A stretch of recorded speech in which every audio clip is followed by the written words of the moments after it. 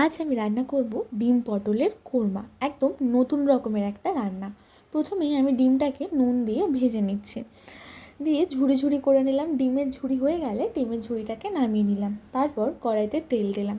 তেলটা গরম হয়ে গেলে তাতে কেটে রাখা পটল দিয়ে তাতে একটু নুন আর সামান্য হলুদ দিয়ে ভালোভাবে নাড়িয়ে চাড়িয়ে সেটাকে আমি ভেজে নিচ্ছি। তারপরে যখন আমার পটলটা এখন ভাজা ভাজা হয়ে এসেছে, ভাজা হয়ে যাওয়ার পরে আমি পটলটা নামিয়ে নিলাম। তারপর তাতে আরেকটু তেল আমি যোগ করলাম। তেল দেওয়া হলে গোটা জিরে ফোড়ন দিলাম আর কেটে রাখা আলুগুলো দিয়ে দিলাম। তাতে স্বাদ মতো নুন আর সামান্য হলুদ গুঁড়া দিয়ে আলুটাকে আমি ভেজে নিচ্ছি।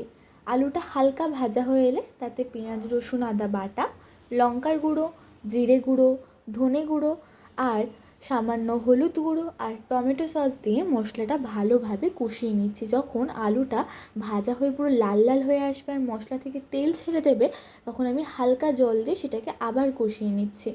তারপর সেটাকে ঢাকা দিয়ে দিলাম 5 মিনিটের জন্য। তারপর ঢাকা খুলে তাতে ভেজে রাখা পটল দিয়ে খুব ভালো করে কষিয়ে নিচ্ছি। খুব ভালো করে কষানোর পর তাতে সামান্য চিনি অ্যাড করছি।